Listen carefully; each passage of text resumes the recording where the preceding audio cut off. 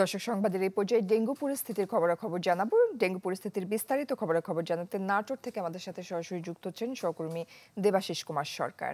দেবাশিস, নাটোরের ডেঙ্গু পরিস্থিতির বিস্তারিত খবরাখবর জানাবেন। নাটোরে কিন্তু ডেঙ্গু পরিস্থিতির উন্নতি হয়েছে। আমি যদি একটা পরিসংখ্যান দিই যে গত 24 ঘন্টায় ডেঙ্গু আক্রান্তের শনাক্তের যে সংখ্যা সেটা হচ্ছে মাত্র 2 জন। এটা হচ্ছে নাটোর সদরেই, নাটোর সদর হাসপাতালে। এছাড়া জেলায় মোট 5 জন ডেঙ্গু রোগী এখন পর্যন্ত হাসপাতালে চিকিৎসা নিচ্ছেন। এর মধ্যে নাটোর সদরে 2 জন রয়েছেন, সিংড়াতে রয়েছেন 2 জন এবং গুরুদাসপুরে 1 জন। এছাড়া গত জুন থেকে এ পর্যন্ত যে ডেঙ্গু শনাক্তের যে সংখ্যা সেটা হচ্ছে সর্বমোট মিলিয়ে 338 জন।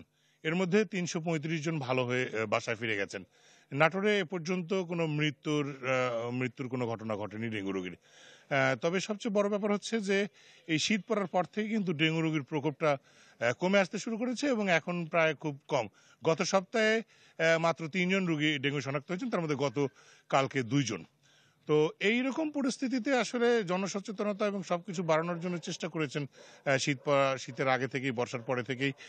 একটু 5 আগস্টের যে দেশের যে অস্থিতিশীলতা, তারপরে ধীরে ধীরে স্বাভাবিক হওয়ার পর থেকেই ডেঙ্গুর উপর যে প্রতিরোধ ব্যবস্থা, বিশেষ করে পরিষ্কার পরিচ্ছন্নতা অভিযান পৌরসভার পক্ষ থেকে মশা নিধনের জন্য যে ব্যবস্থাগুলো নেওয়া, সেগুলো কিন্তু পরবর্তীতে স্বাভাবিক কার্যক্রম ফিরে আসার ফলে ডেঙ্গুর প্রকোপটা রক্ষা হয়েছে।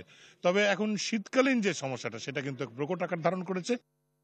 এখন শীত যে নাটোরে জেগে বসেছে তা 13 থেকে 14 ডিগ্রির মধ্যে ওঠানামা করছে। তো যার কারণে জনিত যে রোগী, শ্বাসকষ্ট এবং ঠান্ডা জনিত রোগীর সংখ্যা, ডায়রিয়ার সংখ্যা বেড়েছে। এই ব্যাপারে কিন্তু আসলে চিকিৎসকদের ডাক্তাররা হিমশিম খাচ্ছেন। তবে সার্বিক পরিস্থিতি মোটামুটি রূপে ভালো রয়েছে। জয়ী